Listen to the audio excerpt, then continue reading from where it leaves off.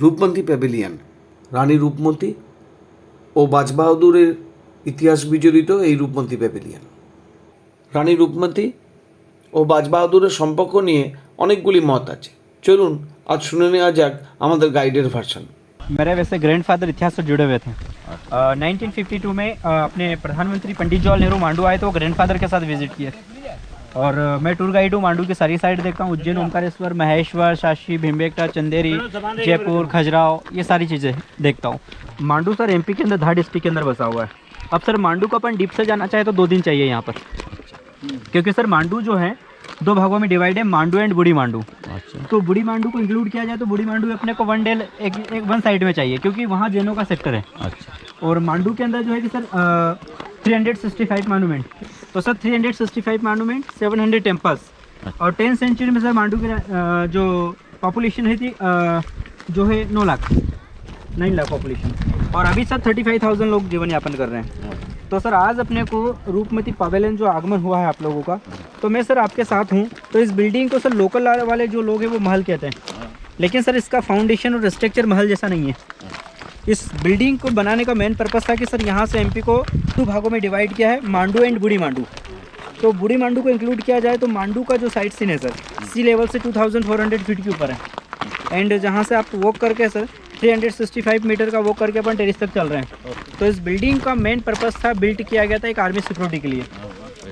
लेकिन sir Roopmati and बाज बहादुर के अमर प्रेम गाथा के कारण ये बिल्डिंग मशहूर हो गया। तो बनाया किसी और ने है सर। कौन बनाया?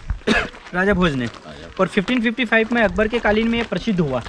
तो उस समय में बाज बहादुर अकबर का सूबेदार हुआ करता था। ये कोई राजा नहीं था, ये अकबर का सूबेदार था। आदम खां और बाज बहादुर दोनों अकबर के सूबेदार थे। तो मांडू में सर फर्स्ट डायनिक्स का आगमन हुआ है 5 पांडु, पांडु से मांडू, मांडूगढ़। फिर मांडू की सर फर्स्ट नींव 6th सेंचुरी में परमा राजा भोज के पूर्वज राजा मुझ ने मांडू की नींव डाली थी। तो मांडू का नाम था सर हिंदी में आनंद की नगरी, यानी खुशियों का शहर। उसके बाद सर मांडू का 7th सेंचुरी में नाम रखा गया है संगीत का शहर। और 1469 के बाद सर मांडू में मुग़ल, गौरी, खिलजी, अफ़गानी यानी मुस्लिम डायनेस्टी का आगमन हुआ है। तो गयासुद्दीन खिलजी, मोहम्मद खिलजी, अलाउद्दीन खिलजी, होसन शाह गोरी, हुमायूं, बाबर, जहांगीर, नूरजहाँ, बाज बहादुर, आदम खां, इस मुस्लिम डायनेस्टी में सर मांडू का नाम उर्दू में रहा है शादियाबाद। एंड जब अपना देश सर अंग्रेजों के कार्यकाल में गुलाम रहा था, तो गुलाम वंश में सर मांडू का नाम था सिटी ऑफ जॉय। और एक चौथा नाम है मांडू दुर्ग, दुर्ग यानी किला सर, जो 72 किलोमीटर में सर 12 एंट्री गेट है। फर्स्ट गेट आपने इंक्लूड किया है आलमगिरी गेट मांडू के अंदर, सबसे first time sir. Alamgiri gate, Bhangi Darwaza, Kabani Darwaza, Rampol, Bagwania gate, Tarapur gate, Lohania gate, Lilkanth Mahadev gate, Tripolia gate, Songadh gate, और लास्ट में सर जो अपना मेन मुख्य प्रवेश द्वार था दिल्ली गेट, जहाँ सर आप रुके होंगे, शायद गाड़ी की पार्किंग टिकट लगा हुआ कई जगह। तो वहाँ से दिल्ली गेट से हम लोगों को परमिशन होती थी। तो जिस बिल्डिंग का मेन पर्पस था सर कि ये 1555 में रूपमती एंड बाज बहादुर के इतिहास के कारण मशहूर हो गया है। तो मेन पर्पस ये था सर कि चारों साइड सीन को यहाँ से कवर किया जा सकता था इस बिल्डिंग के अंदर। तो रूपमती एंड बाज बहादुर का इतिहास सर इस बिल्डिंग को 500 ईयर साल पहले ही ये तो कंप्लीट था। 10th सेंचुरी में इसको बिल्ट किया था राजा भोज ने आर्मी सिक्योरिटी के लिए। और 1555 में सर इसी जगह को रूपमती ने रिवर के दर्शन के लिए यूज़ किया, तो उसका रूपमती पैवेलियन नाम रखा गया। रूपमती कौन था एक्चुअली? रूपमती सर यहाँ से एक छोटा सा ट्राइबल एरिया है धर्मपुरी। तो ट्राइबल एरिया धर्मपुरी सर, वहाँ पर एक थानसेन करके एक जमींदार निवास करता था। थानसेन और तानसेन में अंतर है सर, दोनों के स्वर में और लय में नाम आ रहा है। तानसेन सर अकबर के समय के सिंगर हुआ करते थे, और थानसेन एक छोटे से गांव के जमींदार थे सर। जिस थानसेन राजा के घर सर कभी बच्चे का जन्म नहीं होता था, वो माँ नर्मदा के सच्चे भक्त हुआ करते थे सर। तो जब भी सर वो माँ नर्मदा से पूजाएं रखते थे, प्रार्थनाएं रखते थे, उनकी रिक्वेस्ट होती कि मेरे घर बच्चे का जन्म हो, तो मेरे बच्चों को माँ नर्मदा के जल के दर्शन के पहले उसे भोजन ग्रहण, अन्न ग्रहण, जल ग्रहण करने के लिए परमिशन नहीं दूंगा। तो सर क्या है कि राजा थानसेन जो एक छोटे से गांव के जमींदार थे, उस पंडित के घर सर कभी बच्चे का जन्म नहीं होता था। वो माँ नर्मदा के सच्चे भक्त हुआ करते सर। तो उन्होंने सर माँ नर्मदा से प्रार्थना की, रिक्वेस्ट की कि मेरे घर जब भी बच्चे का जन्म होगा तो मेरे बच्चों को माँ नर्मदा के जल के दर्शन के पहले भोजन ग्रहण, अन्न ग्रहण, जल ग्रहण करने के लिए परमिशन नहीं दूंगा। तो सर सालों बीत गए, लेकिन सर उस थानसेन राजा के घर कभी बच्चे का जन्म नहीं हुआ। तो अचानक सर एक समय में वो राजा थानसेन नर्मदा नदी के तट पर पूजा अर्पणा कर रहे थे। तो उस पंडित को सर रोने की आवाज़ सुनाई दी रिवर के अंदर। तो उसने सोचा कि कोई बच्चा रिवर के अंदर तो नहीं गिर गया हो, तो नर्मदा के तट पे जाके देखा, तो किसी ने सर रूपमती को, छोटी सी बेबी को एक पानी के अंदर या तो छोड़ा या फिर इसको गॉड गिफ्ट के रूप में प्राप्त हुई। अच्छा। रूपमती किसी की बिटिया नहीं है सर, वो एक गॉड गिफ्ट में। तो उस पंडित को मिलने के बाद सर वो पंडित बाहर लाए और रूपमती को सर मिल्क दिया गया घर लाने के बाद।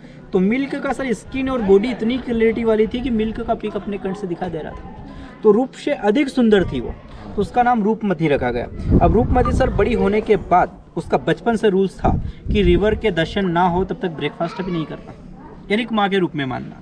तो बचपन से बड़ी होने तक सर उसका जीवन ब्राह्मण लोगर हुआ।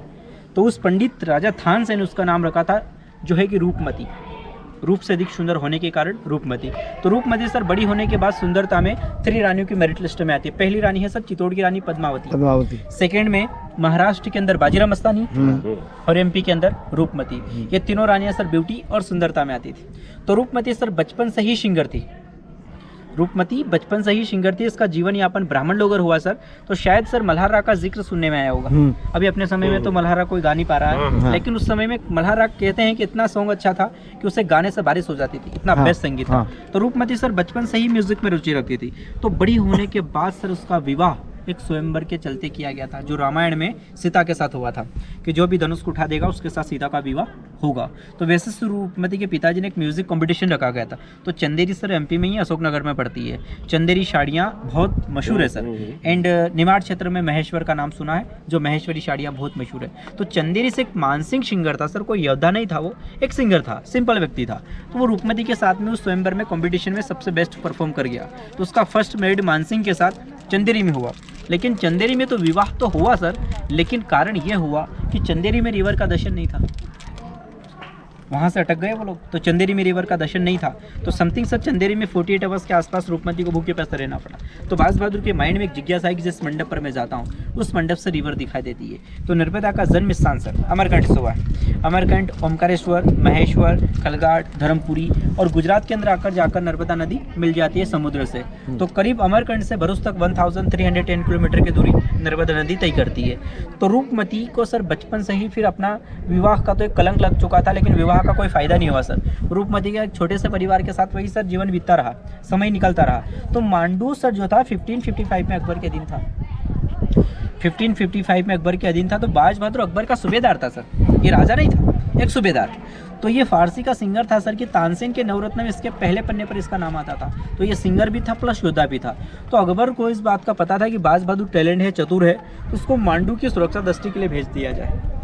तो ये मांडू आकर सर अकबर से बगावत करने के बाद अपने आप को मांडू का गवर्नर साबित कर लेता है। और गवर्नर बनने के बाद सर इसके पास 28,000 आर्मी सिक्योरिटी का पूरा फोर्स था। इसने महीनों तक सर मांडू आकर ट्रेन किया सोल्जरों को, और मांडू का स्वयं गवर्नर साबित हो जाता है। अब सर ये रूपमती को जानता भी नहीं था बाज बहादुर। तो ये अचानक सर एक समय में रूपमती के विलेज के अंदर से गुजर रहा था। तो नागेश्वर मंदिर पर एक सुरीली आवाज़ सुनाई दी इसको। तो इसने सोचा कि यार इतनी प्यारी आवाज़ और इतनी मधुर सुर से तो मैंने आवाज़ सुना ही नहीं है। तो नज़दीक जाके देखा तो रूपमती की सुंदरता और मधुर संगीत इतना प्रिय लगा। तो सर इसने अप डाउन चालू कर दिया, मांडू से रिटर्न धर्मपुरी जाना, रिटर्न मांडू आना। এতক্ষণ শুনছিলেন আমাদের গাইড ভাইয়ের ভার্সন। এরপরেই আমার ক্যামেরার মেমোরি কার্ড শেষ হয়ে যাওয়ার ফলে বাকিটা রেকর্ড করতে পারিনি। তবে গাইডের থেকে যা শুনেছিলাম এবং পড়েও যা জেনেছি তাতে ব্যাপারটা এরকম যে এখানে দুটি মত আছে। একটি মত অনুযায়ী বাজ বাহাদুর রূপমতিকে বিয়ের প্রস্তাব দেন এবং রূপমতি তাতে রাজিও হয়ে যান, দুজনে বিয়েও করেন। কিন্তু রূপমতির একটি শর্ত ছিল যে দিনের শুরু করবেন উনি নর্মদা দর্শন করে, এবং সেই অনুযায়ী রেওয়াকুণ্ডের স্থাপনা হয়। আরেকটি মত বলে যে দুজনে বিয়ে করেননি, তবে দুজনের ভালোবাসা ছিল এবং তারা একসাথেই থাকতেন। তবে রূপমতির নর্মদা দর্শনের ব্যাপারটা দুটি মতেই আছে এবং রেওয়াকুণ্ডের স্থাপনাটাও সেই জন্যই হয়েছিল।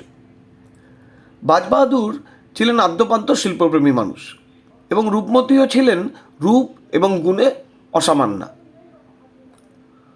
পরবর্তীতে আকবর তার সৈন্য পাঠান মালওয়ার দখল নিতে, যার নেতৃত্বে ছিলেন আদম খান, এবং বাজ বাহাদুর তার কাছে পরাজিত হন। এই খবর শুনে রানী রূপমতিও আত্মঘাতী হন, না হলে হয়তো বাকি জীবনটা তাকে হারেমেই কাটাতে হতো।